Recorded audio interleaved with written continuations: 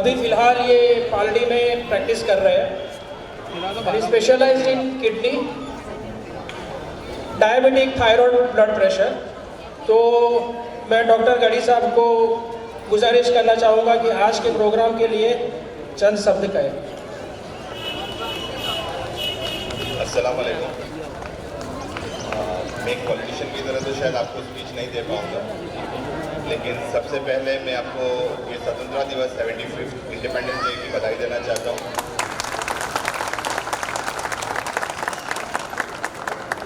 मुझे जितनी समझ होती है, जितना मेरा एक्सपीरियंस है, उसके अकॉर्डिंग अगर किसी समाज को, किसी देश को आगे बढ़ना है, उसके लिए दो चीज़ों की बहुत ज़्यादा आवश्यकता होती है।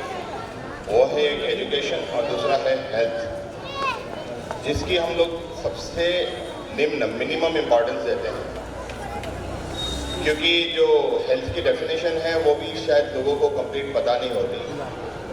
अगर आप मेडिकली हेल्थ की डेफिनेशन देखेंगे तो ये होती है कि फिजिकली फिट, तो वो तो सबको समझ में आता है, but you have to be mentally, socially and financially fit. मतलब आप भौतिक तरीके से, सामाजिक तरीके से भी फिट होने चाहिए और सबसे ज़्यादा मानसिक तरीके से फिट होने चाहिए। अगर कोई चीज़ आपकी मानसिकता को हिला देती है तो आप स्वस्थ नहीं है। भले ही आपका diabetes, blood sugar, blood pressure सब कुछ नॉर्मल हो, लेकिन अगर आपका मानसिक संतुलन नहीं है तो आप स्वस्थ नहीं है। तो मैं चाहता हूँ कि हम लोग इस लेवल पे भी काम करें कि हमारा सोशल वेलबींग हो, मेंटल वेलबींग हो, obviously financial and physical wellbeing is must. तो दूसरा, लास्ट, बहुत लंबा नहीं खींचूंगा मैं, एजुकेशन।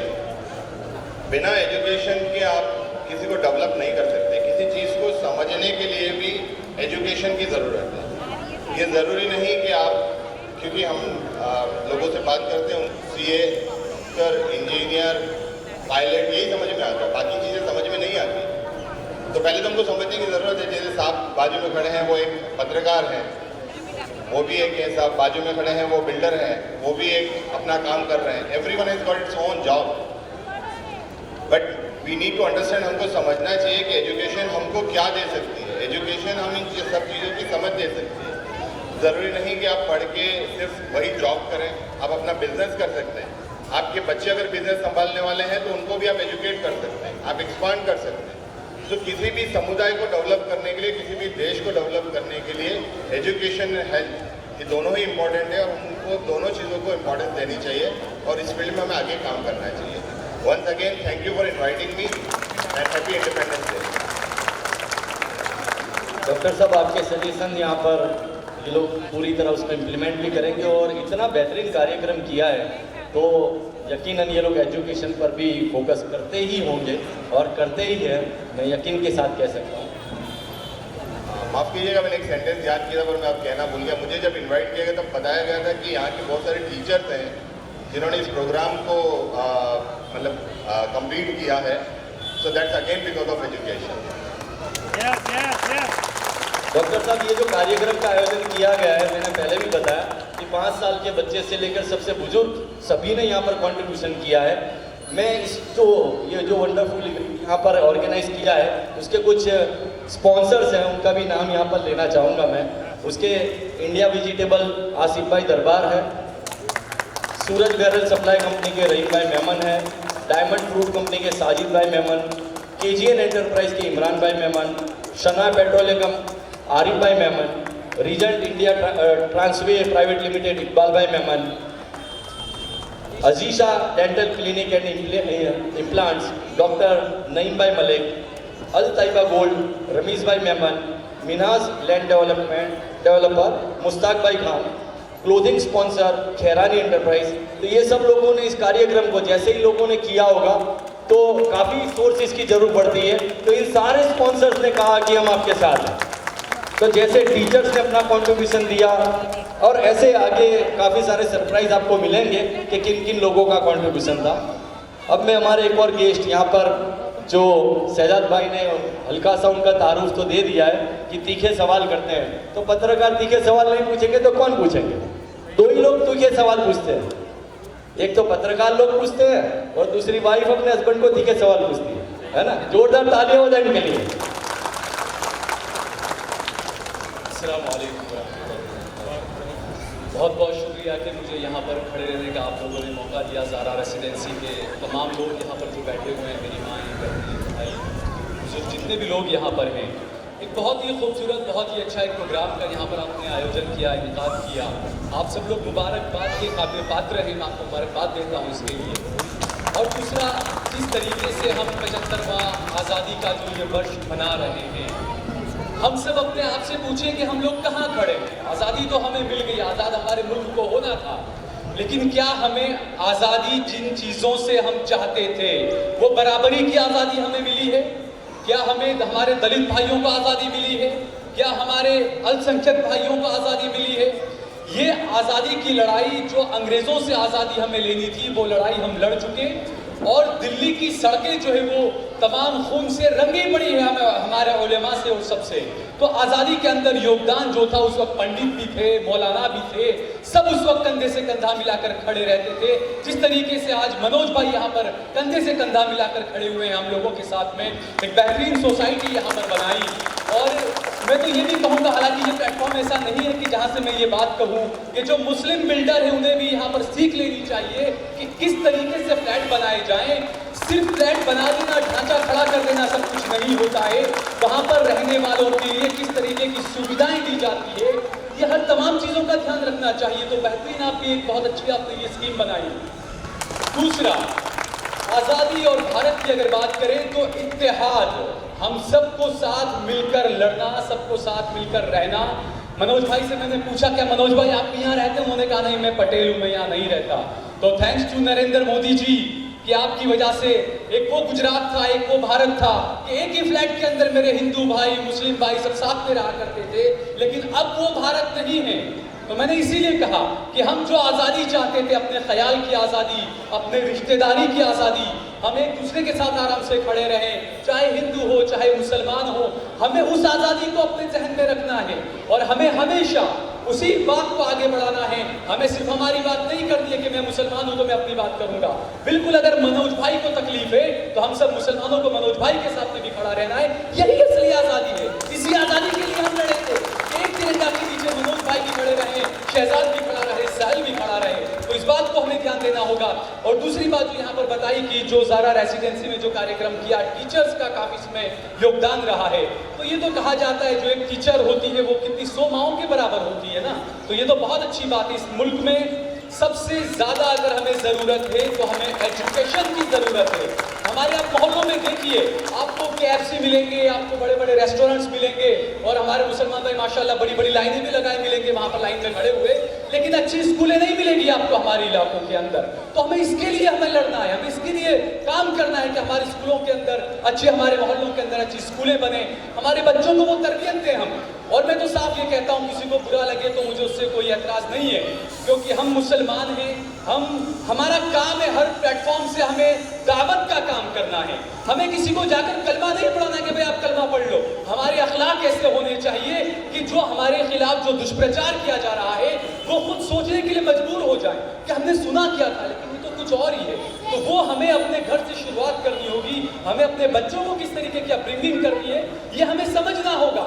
इसका किसी माँ बाप को कोई ख्याल नहीं है। माँ बाप अपने काम में रहते हैं, बच्चा अपने मोबाइल में लगा रहता है। तो इन सब चीज़ों पर हमें बहुत ध्यान देने की ज़रूरत है। बहुत बहुत शुक्रिया इकबाल भाई और नाहिम भाई, डॉक्टर साहब, आप सब लोगों का बहुत बहुत शुक्रिया। ज़्यादा लोगों का भी बहुत बहुत शुक्रिया। साहिल भाई, आपने बताया कि एक साहिल के खड़े रहने से या एक मनोज के खड़े रहने से कुछ नहीं होता। अगर एक मनोज, साहिल, शहजाद खान और सब्बीर भाई, इकबाल भाई सब मिलते हैं तभी तो हिंदुस्तान बनता है। उसे हिंदुस्तान कहते हैं। अब हम लोग जितने बेस्ट प्रीमाइसिस में खड़े हैं, उसका खूबसूरत ख्याल जिसे आया और इतना बेस्ट प्रीमाइसिस हमें बना कर दिया, मैं मनोज भाई से गुजारिश करूंगा कि इस मौके पर 2 अल्फाज करें। प्लीज जोरदार ताली हो जाए मनोज भाई के लिए।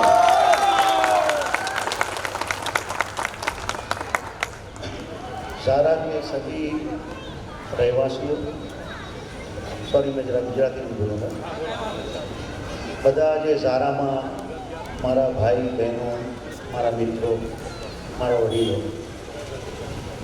શહેજાદ ખાને, ડૉક્ટર સાહેબે ને આપણા પત્રકાર સાહેબે જે કંઈ કહ્યું એમાં મારે ખાલી 2 જ વસ્તુ ઉમેરવાની છે કે જે આઝાદીની વાત છે તો આપણે પહેલાં ઝારાને આઝાદ કરાવીએ.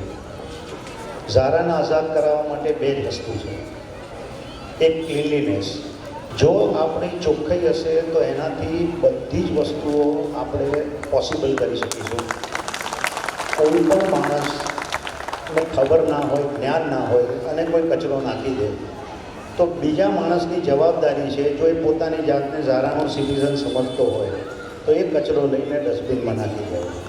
એનાથી એની પર એક બીજી અસર થશે કે આ મેં ખોટું કર્યું છે, એને ખકડાવવાથી કે અપશબ્દો બોલવાથી એનામાં કોઈ સુધારો નહીં આવે. એટલે પહેલી વસ્તુ, જેટલા આપણે ક્લીન અને ચોખ્ખા રહીશું એ આપણી એક આઝાદી છે. અને મને આજે આ તમે કોઈ બોલાવ્યો છે અહીંયા એ બદલ આપનો ખૂબ ખૂબ આભાર. અને મને આવું ને આવું કામ કરવા માટે પ્રેરિત કરશો એવી આશા રાખું છું. Thank you. મનોજભાઈ, તમે ક્લીનલીનેસની વાત કરી તો હું ચોક્કસ તમને ગેરંટી આપું છું કે તમે બનાવ્યું છે તો તમે તો ખૂબ સારી રીતે જાણો છો. અને આ મનોજભાઈ પોતે દાણી લીમડા વિસ્તારના જ છે. એમનું બાળપણ કહો કે પૂરું જીવન કહો એ બધું અહીંયા જ ગયું છે. તો તમને પોતાને ખબર હશે કે ઝારા જેવી સોસાયટી બીજે ક્યાંય તમે ગોતી નહીં શકો દાણી લીમડા વિસ્તારમાં. અને ઝારાનું જે કન્સ્ટ્રક્શન કર્યું ત્યારબાદ આ લોકોએ જે રીતે મેનેજ કર્યું છે એ ખરેખર એક બેન્ચમાર્ક સેટ કર્યો છે. અને ચોક્કસ કહીશ કે બીજી સોસાયટી તેને ફોલો કરશે છે. તો ઝારા માટે એ પણ એક ઇનિશિયેટિવ લેવાની વાત છે અને ચોક્કસ આ લોકો વધારે ઇમ્પ્રુવમેન્ટ કરશે. હવે આપણે જેમ શેજાદ ખાને વાત કરી હતી કે આઝાદીનો 75મા વર્ષની ઉજવણી કરવી હોય તો પછી તહેવારની જેમ કરવી જોઈએ. તો હું બધા ગેસ્ટને કહીશ કે તમે પોતાના સ્થાન પર બિરાજો. અહીંયા હું બાળકોને બોલાવીશ.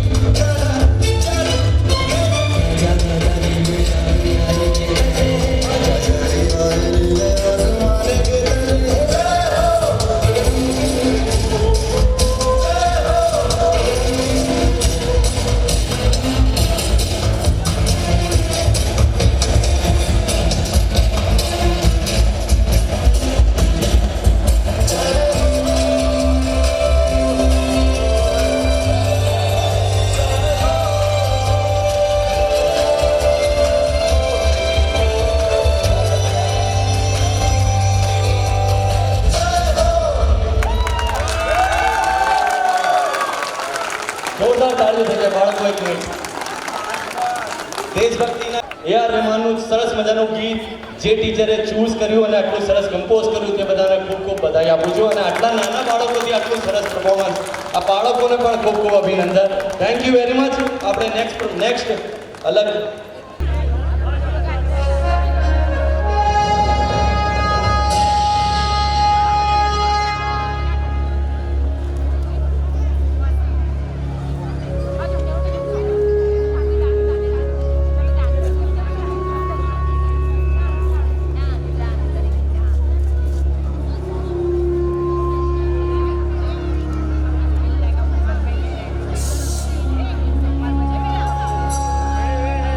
वतन तुझे सलाम है, तू आन है मेरी, तू ही तो घर, तू ही बसर, पहचान तू मेरी.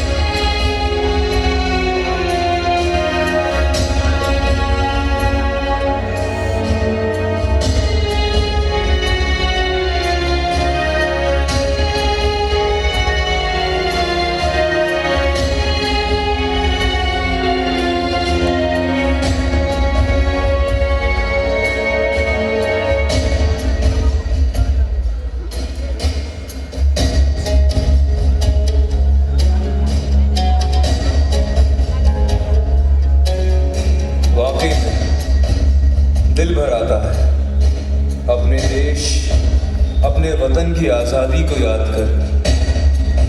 कहते हैं बहुत संघर्ष के बाद हमने इस आज़ादी को पाया, पर क्या हम आज वाकई में आज़ाद है? क्या आज देश का हर नागरिक आज़ाद है? बिल्कुल नहीं. नज़र दौड़ाइए और देखिए कि हमारे आसपास क्या हो रहा है. हमें अंग्रेज़ों से तो आज़ादी ज़रूर मिली, लेकिन आज भी हम सामाजिक बुराइयों की बेड़ियों से जकड़े हुए हैं. कभी धर्म के नाम पर तो कभी मजहब या भाषा के नाम पर एक दूसरे को आज भी मारा काटा जा रहा है. महंगाई इतनी बढ़ गई है कि किसी गरीब को एक वक्त की रोटी मिलना भी मुश्किल है. India rising, India shining. Bharat तरक्की तो कर रहा है, लेकिन क्या वो तरक्की आम आदमी तक पहुंच रही है?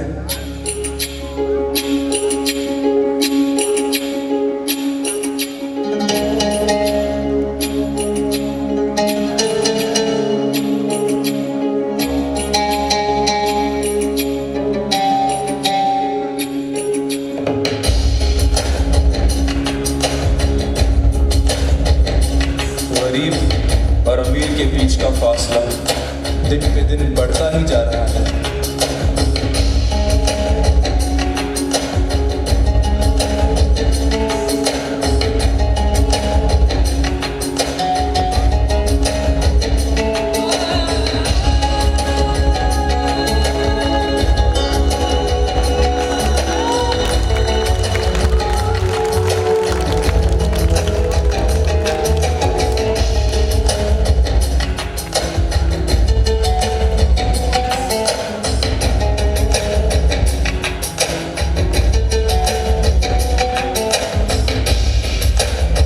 बहादुर शास्त्री ने कहा था, जय जवान जय किसान. तो फिर क्यों किसान आज आत्महत्या कर रहा है? क्यों बेरोजगारी है? क्यों गरीबी बढ़ती ही जा रही है? क्यों आज लाखों बेघर है? राजनीति में तो केवल भ्रष्टाचार ही है. समाज कल्याण के नाम पर अरबों रुपयों का हेरफेर होता है. हर व्यक्ति लालच में फंसा हुआ है। रिश्वतखोरी, धोखाधड़ी, लूटमार, आतंकवाद, नक्सलवाद, जात पात, भेदभाव, ये सब लोगों को केवल तबाही की ओर ही ले जा रहे हैं। पाप और गुनाहों का अंधेरा तब तक नहीं हटेगा जब तक आज़ादी और इंसाफ का मौसम नहीं आएगा।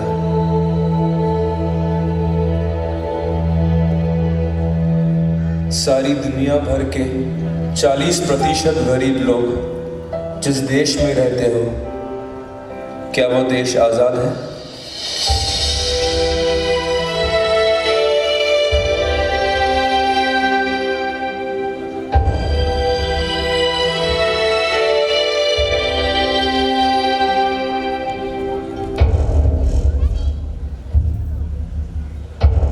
सवाल बहुत, मसले बहुत, अंधकार बहुत। इंसान गुलामी में है और सबसे बड़ी गुलामी है गुनाह की। कौन चुकाएगा गुनाह की कीमत? कौन दूर करेगा गुनाह की फितरत? कौन आज़ाद करेगा पाप की बेड़ियों से? इंसान हार जाता है और हारता रहेगा, क्योंकि इन मुश्किलों का हल इंसान के पास नहीं, सिर्फ खुदा के पास है।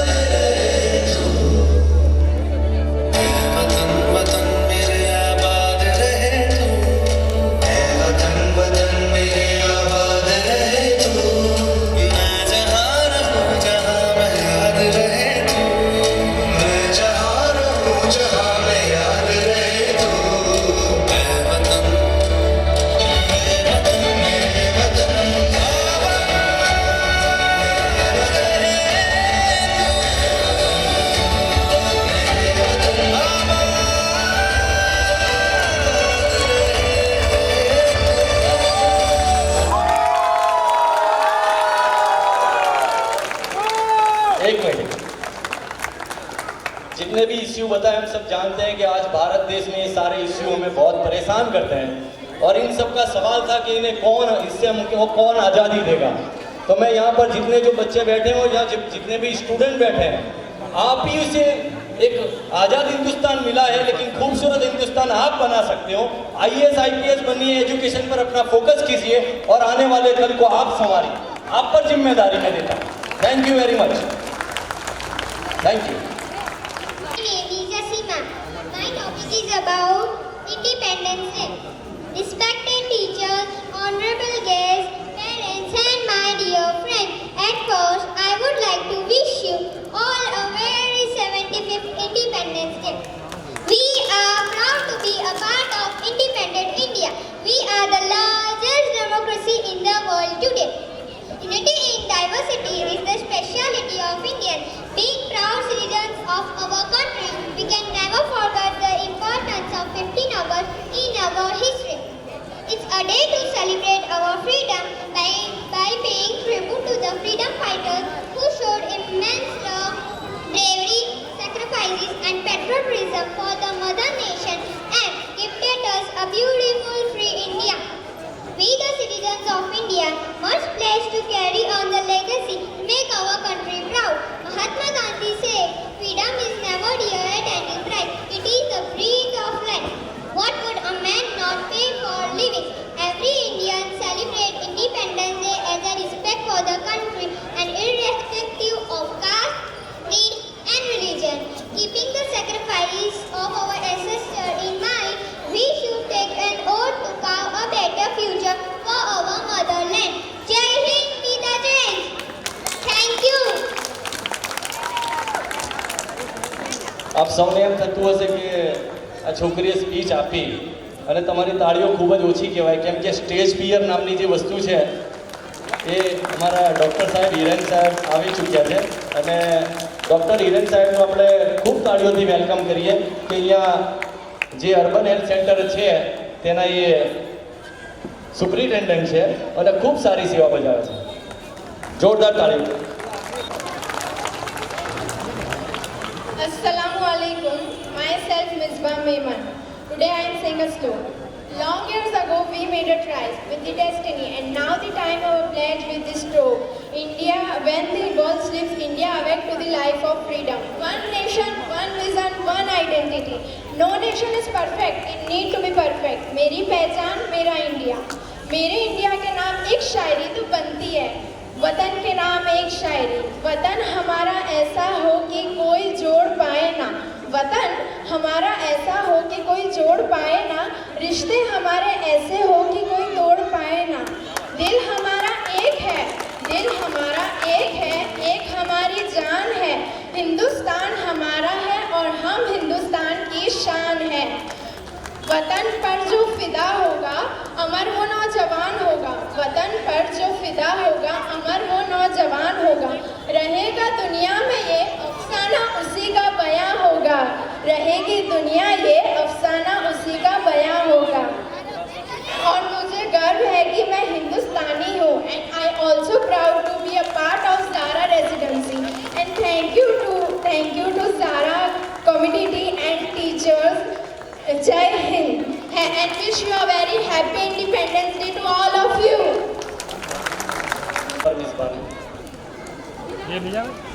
अभी हमारे जो गेस्ट यहाँ पर आ चुके हैं, मैं डॉक्टर हिरेन सर से गुजारिश करूँगा कि प्लीज़ यहाँ पर आइए और मैं डॉक्टर इमरान से गुजारिश करूँगा कि उनका बुके देकर उन्हें वेलकम करें यहाँ पर.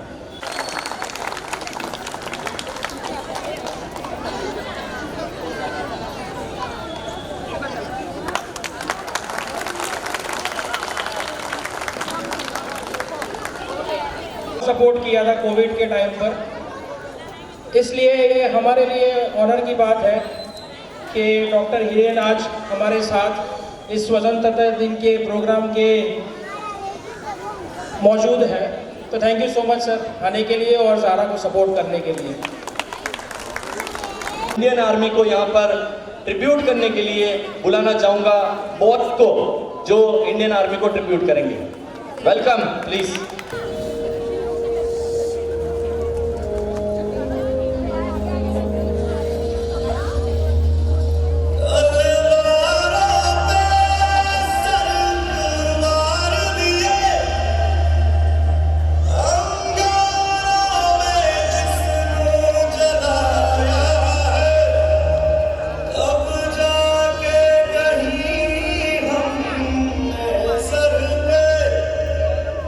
Yeah.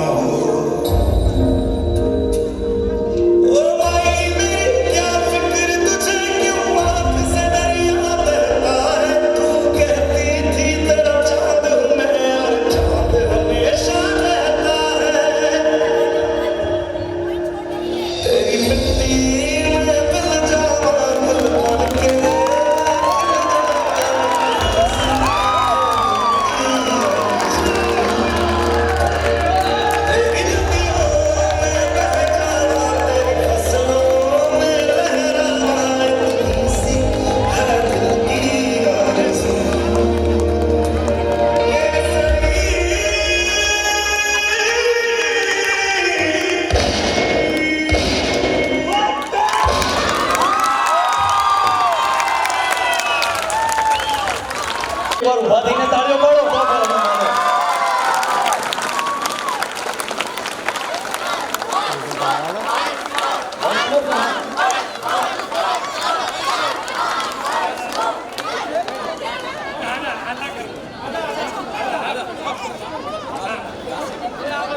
इतना हार्ट टचिंग था कि मेरे से रहा नहीं गया। तो मैं जिन लोगों ने ये कोरियोग्राफी करी है उनका मैं तहे दिल से शुक्रिया अदा कर रहा हूँ।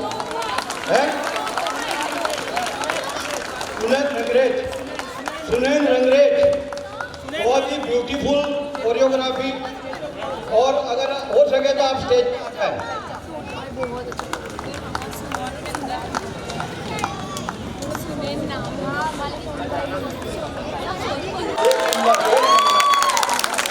जोरदार क्लैपिंग, जोरदार clapping.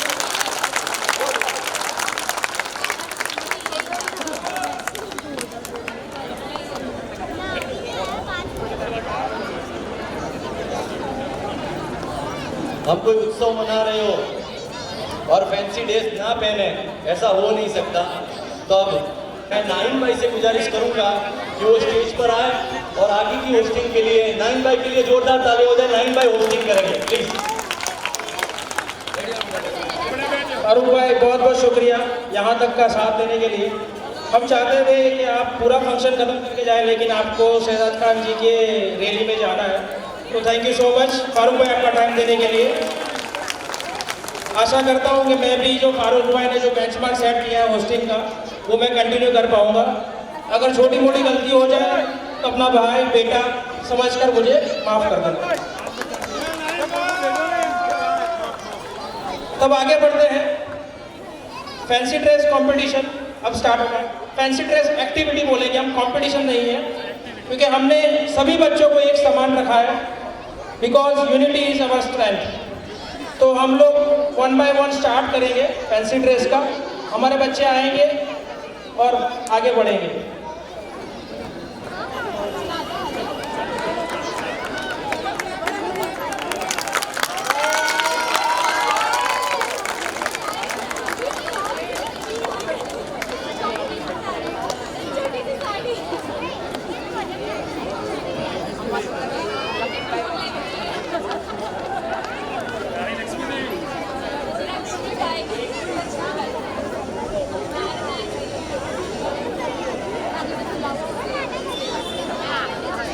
Hi, my name is Fayaz.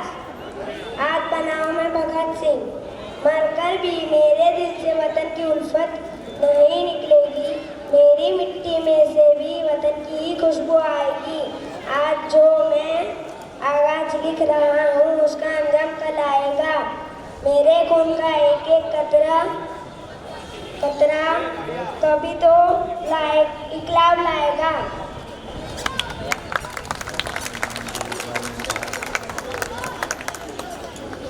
Hi, my name is Arham। जितना उतना राई देश का सिपाही बोलो मेरे सच्चे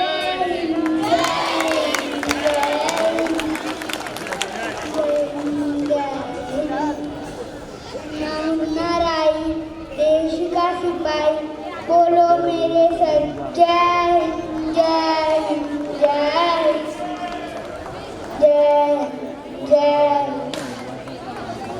थैंक यू बेटा। ये लगता है हमारे चाचा नेहरू जी है। My name is Amman। I am Jawaharlal Nehru. संकट में हर छोटी छोटी चीजें मायने रखती है। जय हिंद।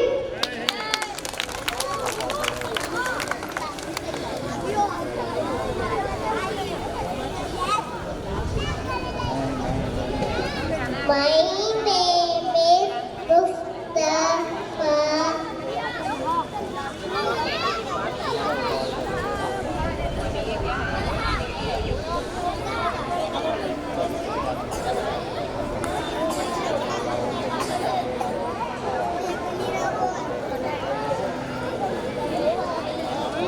बच्चा घबरा रहा है, एक बार जोरदार तालियां हो जाए बच्चे के लिए। Come on. बाबा साहेब आम्बेडकर बने हैं हमारे, डॉक्टर बाबा साहेब आम्बेडकर।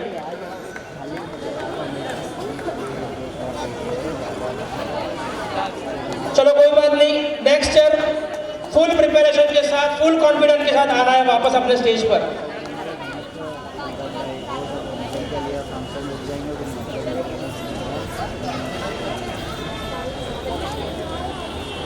कुछ तो बोल मेरे भाई।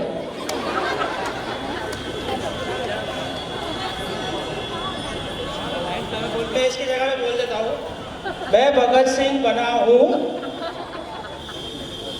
आजादी ही मेरी दुल्हन है। Next year Rani Laxmibai, the best costume for the fancy dress, credit goes to mother.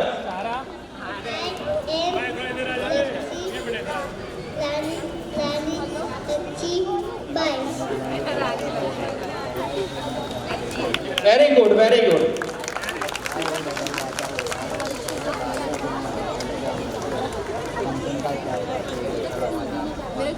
आप कौन बने हो?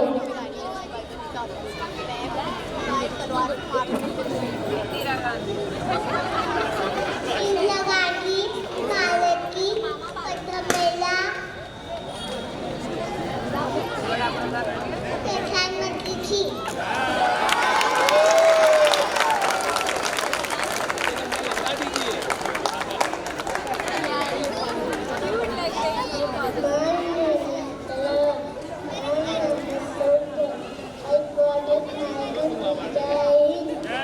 जय हिंद।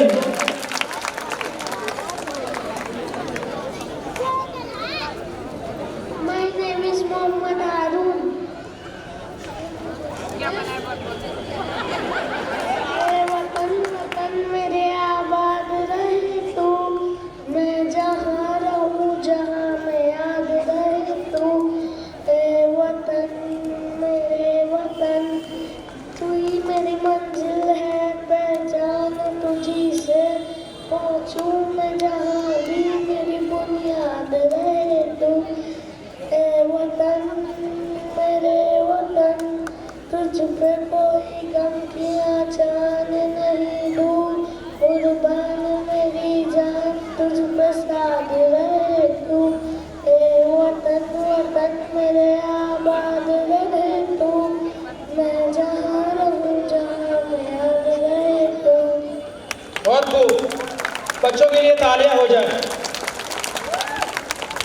अब आगे हमारी ज़ारा की बेटी, भारत की बेटी फाइजा मेमन एक स्पीच लेकर आई रही है, जिसका टॉपिक है जंग आज़ादी के गुमनाम हीरोज।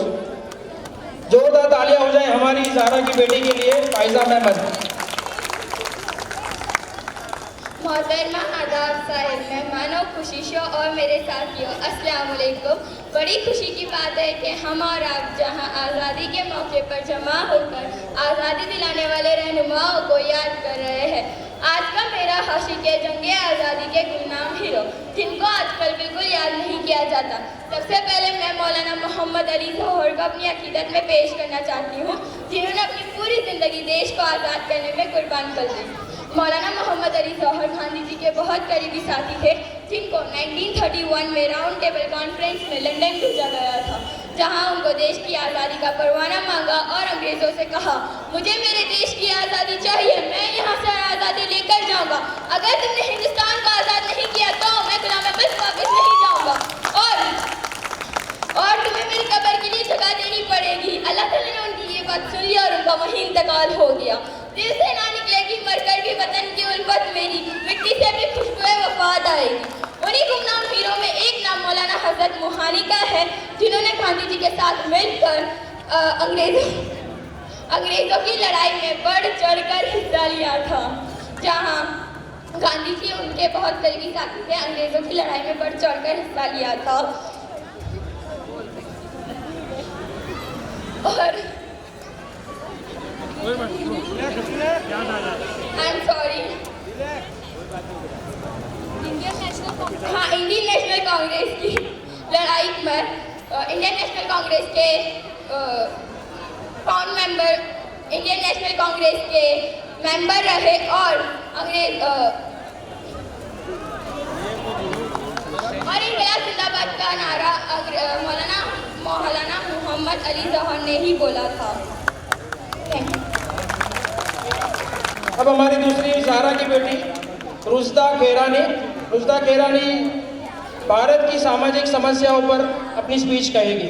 जोरदार तालियां हो जाए हमारी बेटी रुजदा खेरानी के लिए। Very good morning to everyone. This is Rushda Kirani. Today I am going to speak to you about major social issues in India. Bharat की सामाजिक समस्याएं। हम सबको तो पता है कि भारत एक महान देश है। इंडिपेंडेंस के बाद भारत ने काफी कुछ अचीव भी किया है, लेकिन फिर भी यहाँ पर इतनी सारी ऐसी प्रॉब्लम्स है जिसकी वजह से उसे डेवलपिंग नेशन कहा जाता है। Our first problem is wealth और income inequality. As we all know that कि चाइना के बाद इंडिया का पॉपुलेशन वर्ल्ड में सेकंड नंबर पर है। इवन यहाँ पर 102 बिलियनर्स भी है। वर्ल्ड में बिलियनर्स की पॉपुलेशन में इंडिया 4th नंबर पर है। ये सुनने में तो अच्छा लगता है कि इंडिया में 102 बिलियनर्स है, पर रियलिटी तो कुछ और ही है। इंडिया के वेल्थ का 51.5% हिस्सा इंडिया के बिलियनर्स के पास है, जो पॉपुलेशन का सिर्फ और सिर्फ 1% हिस्सा है। और वेल्थ का 43.7% हिस्सा मिडिल क्लास फैमिलीज के पास है, जो पॉपुलेशन का सिर्फ और सिर्फ 39% ही हिस्सा है। तो बाकी बची 60% पॉपुलेशन इतनी ज़्यादा गरीब है कि उनके पास वेल्थ का सिर्फ और सिर्फ 4.7% ही हिस्सा है। 60% पॉपुलेशन की पर डे इनकम ज़्यादा से ज़्यादा 200 रुपये होगी। उनमें से 21% तो ऐसे हैं जो एक्सट्रीम पॉवर्टी लाइन के भी नीचे रहते हैं, जिनकी पर डे इनकम ज़्यादा से ज़्यादा 50 से 100 रुपये होगी। इन शॉर्ट, इंडिया में वेल्थ की इतनी इनइक्वालिटीज़ हैं कि बहुत कम लोग यानी 1% लोग इतने ज़्यादा अमीर हैं कि उन्हें पूरी ज़िंदगी में पैसे खर्च करने पड़े तो वो ख़त्म नहीं होंगे। और 60% लोग इतने ज़्यादा गरीब हैं कि उन्हें कभी कभी उनका खाना भी स्किप करना पड़ता है। इसीलिए कहा जाता है कि एक राष्ट्र नैतिक और आर्थिक रूप से तब तक नहीं टिकेगा जब तक बहुत कम के पास बहुत अधिक होगा और बहुत अधिक के पास बहुत कम होगा। Our next problem is education system in India. India का एजुकेशन सिस्टम वर्ल्ड में तीसरा सबसे बड़ा एजुकेशन सिस्टम है। यहाँ पर 800 यूनिवर्सिटीज़ हैं, 39,000 कॉलेजेस हैं। इवन इंडिया में वर्ल्ड की सबसे बड़ी स्कूल है, जहाँ पर 55,000 स्टूडेंट्स पढ़ते हैं। 4,500 स्टाफ मेंबर्स 18 कैंपसेस में काम करते हैं।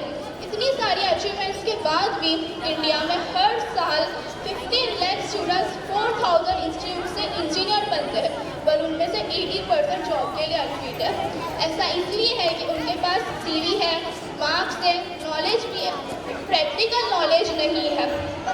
अकॉर्डिंग टू द विकिपीडिया, हमारी कंट्री में एक दिन में 28 स्टूडेंट सुसाइड करता है और 1 घंटे में 1 स्टूडेंट सुसाइड करता है। According to the data of National Crime Report Bureau of India, हमारी कंट्री में 2018 में 10,000 से भी ज़्यादा स्टूडेंट ने सुसाइड किया था। इसलिए उत्तम शिक्षा वो है जो ना कि हमें सिर्फ जानकारी दे, बल्कि हमारे जीवन को सारे अस्तित्व के साथ सम्मान से बिठाए। और next problem is waste management in India. India में per day approximately 1.50 lakh metric ton waste generate होता है। उसमें से 80% तो फेंक दिया जाता है, जिसकी वजह से पॉल्यूशन हमारी कंट्री में बढ़ रहा है।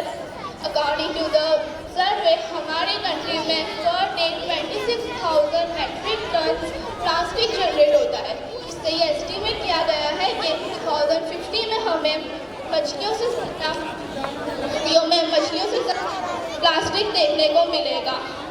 हमारी कंट्री में जितने सोशल फंक्शंस होते हैं, वहाँ पर मोस्ट प्रोबेबली हर जगह 30% जितना फूड वेस्ट होता है। अगर ये फूड वेस्ट ना हो, इससे शायद 1 बिलियन जितने लोग खा सकते हैं। ये वेस्टेड फूड की वजह से मीथेन जैसे जहरीले गैस भी रिलीज होते हैं, जिसकी वजह से ग्लोबल वार्मिंग दिन ब दिन बढ़ रहा है। अगर हम सोचें कि अगर हम फूड वेस्ट ना करें तो एनवायरनमेंट को कितना ज़्यादा फ़ायदा होगा। इसलिए कूड़ा कचरा न फैलाना सबकी जिम्मेदारी होनी चाहिए। भारत को स्वस्थ और स्वच्छ बनाने में सबकी भागीदारी होनी चाहिए। ये सब कहने के बाद ये तो जाहिर नहीं होता है इंडिया में इतनी नेगेटिविटीज़ है या प्रॉब्लम्स है, पर अगर हमें पॉजिटिविटी और अच्छाई के साथ साथ नेगेटिविटी भी पता होगी तो ही हम इसे सकते हैं और भारत को डेवलपिंग नेशन से डेवलप्ड कंट्री बना सकते हैं। Thank you very much. बीच में कवर किया था, ज़बरदस्त। एक बार फिर से ताली हो जाए रुस्ता के लिए। मैं सभी अभी हमारे जो भी अभी मेंबर्स बैठे हैं, मैं गुजारिश करता हूं कि आप लोग प्रोग्राम की ओर तवज्जो दें और इंटरेस्ट से बच्चों को सुने। बच्चों ने बहुत मेहनत की है और ये हमारे सोसाइटी के ही बच्चे हैं, तो मैं चाहता हूं सभी मेंबर्स इंटरेस्ट से तवज्जो दें बच्चों के फंक्शन के ऊपर। हमारे ज़ारा के जो सो कॉल्ड मस्तीखोर बच्चे हैं, वो पता नहीं आप लोग ये इस्तेमाल करते हो कि नहीं, ये फॉलो करते हो कि नहीं, but social media awareness subject के ऊपर एक ड्रामा लेके आ रहे हैं जो आज का सबसे बड़ा एक बड़ी समस्या है। तो हमारे ज़ारा के मस्तीखोर बच्चे स्टेज पे आ रहे हैं और मैं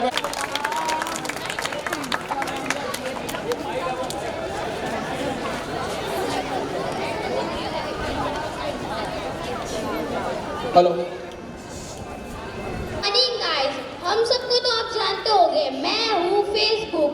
लोगों के रियल लाइफ में फ्रेंड्स हो या ना हो, लेकिन फेसबुक फ्रेंड्स तो बड़े होते हैं। अभी फ्रेंड्स रियल है या फेक, ये तो सिर्फ मैं ही जानता हूँ। हाँ हाँ हाँ हाँ हाँ।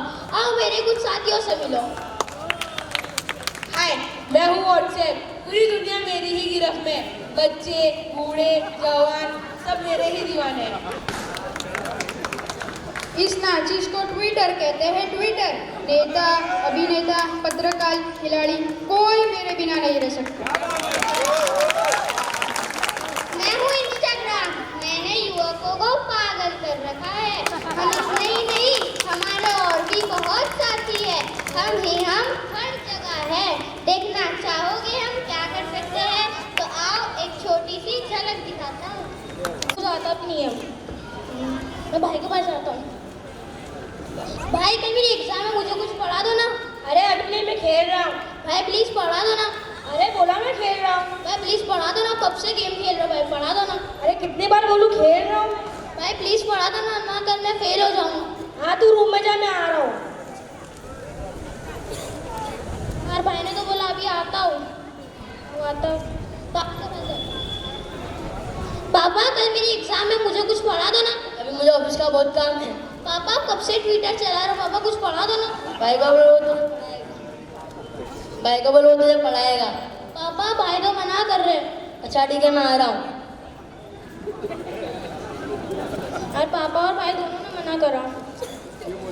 वहाँ तक मैं फोन देख लेता हूँ।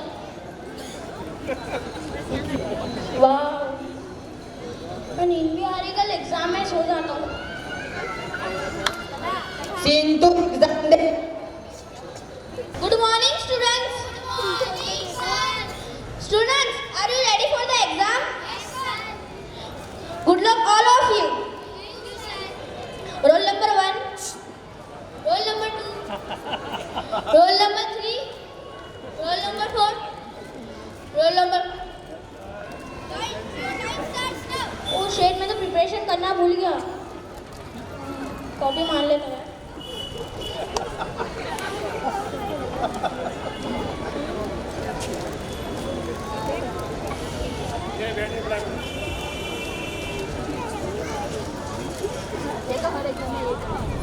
बस कॉपी ने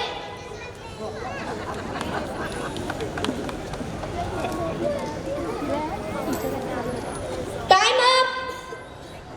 roll number 1, roll number 2, roll number 3। Sir sometime sir not allowed. Roll number 5. Goodbye class. Good morning students. आज आपका रिजल्ट है। रोल नंबर 1 पास, रोल नंबर 2 पास, रोल नंबर 3 पास, रोल नंबर 4 बेटा आपने प्रिपरेशन नहीं की थी। थोड़ा सा रह गया था सर, मैं फेल हो गया हूँ। Roll number okay, bye bye student. यार पापा और भाई ने मुझे प्रिपरेशन नहीं कराई थी, इसके लिए मैं फेल हो गया। मैं क्या करूँगा यार।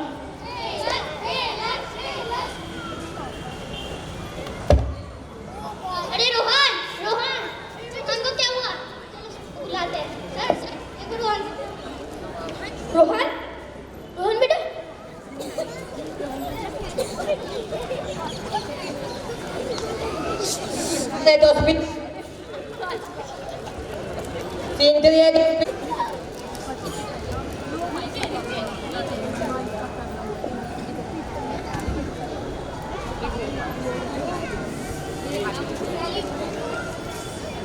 डॉक्टर बेड नंबर 5 के रिपोर्ट्स आ गए? सर एक्चुअली भी आज मैं आपको इन्फॉर्म कर देता हूँ। ओके सर एक इमरजेंसी है। क्या हुआ? हमारा स्टूडेंट अचानक से चक्कर खाकर गिर गया। कौन से रूम में है वो? रूम नंबर 4 में है। ये मैं चेक कर लेता हूँ। फादर को इन्फॉर्म कर लें। Ring ring ring ring. Hello hello, आप रोहन के फादर बोल रहे हो? यस मैं रोहन का टीचर हूँ। रोहन की तबीयत बहुत खराब हो गई, आप जल्दी से आ जाओ। ठीक है मैं आ रहा हूँ।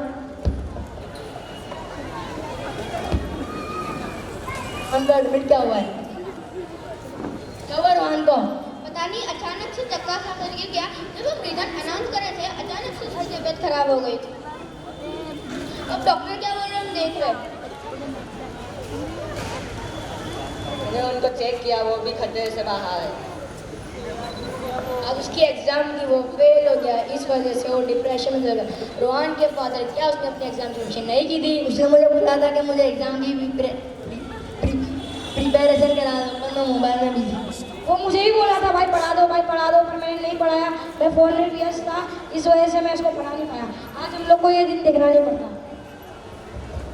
तो देखा आप लोगों ने मोबाइल की वजह से क्या हो सकता है।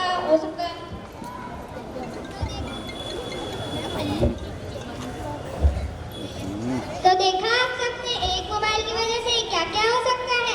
ऐसा नहीं है कि सोशल मीडिया यूजफुल नहीं है। अगर हम सोशल मीडिया की पॉजिटिव साइड देखें वो बहुत ही इम्पोर्टेंट है। इससे हम दूर बैठे लोगों से कनेक्ट कर सकते हैं। We just a click of a button. Social media is full of information and it helps in education as well. Covid pandemic के वक्त यही सोशल मीडिया हमारे कितने काम आया है यह हम सभी जानते हैं। हम घर बैठे स्टडीज कंटिन्यू कर सके, but the major drawback of social media is addiction, overusing. बच्चे बूढ़े सारे कंटिन्यूसली बिजी अपने अपने मोबाइल पर और इसी एडिक्शन की वजह से लोगों में एंजाइटी, स्ट्रेस, डिप्रेशन बढ़ रहा है। वो कहते हैं ना अति सर्वत्र वर्जयेत, माने excess of everything is bad. So please be cautious while using social media, यानी सोशल मीडिया यूज करते वक्त थोड़ी सी तकेदारी रखिए। Thank you. तालियां होनी चाहिए। बहुत जबरदस्त, बहुत जबरदस्त। I am student of second standard. आज मैं आपके सामने बेगम हजरत महल बन के आई हूँ। India's first freedom fighter. अस्सलामुअलैकुम। मेरा नाम बेगम हजरत महल है। मैं बीते हुआ जमाने की वो तारीख हूँ जो इतिहास के पन्नों में गुम हो चुकी हूँ। मैं अवध के आखिरी सुल्तान वाजिद अली की बेगम हूँ। सन 1857 जब अंग्रेज हमारे अवध पर आक्रमण वेलेश कौर को जबरन कलकत्ता भिजवा दिया। जब अंग्रेजों ने सड़क बनवाने के नाम पर मंदिर और मस्जिद तोड़ने शुरू कर दिए तो मैंने हिंदू और मुस्लिम धर्म को लेकर सन 1858 में ठीक 1 साल बाद अंग्रेजों से बगावत कर ली।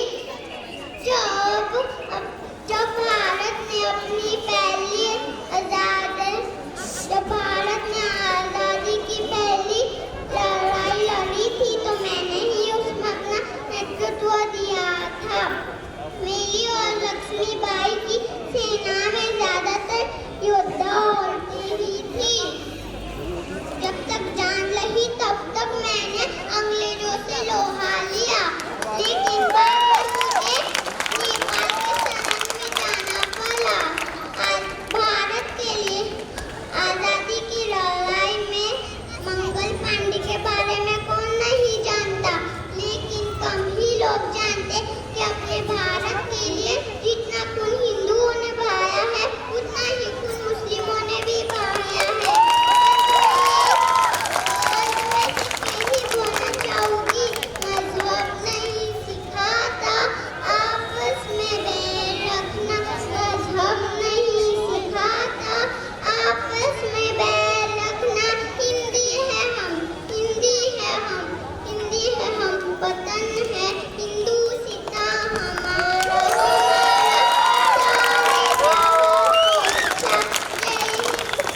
बहुत ही जबरदस्त। जय हिंद, वंदे मातरम। बहुत खूब, चलो मैं मिलते हैं।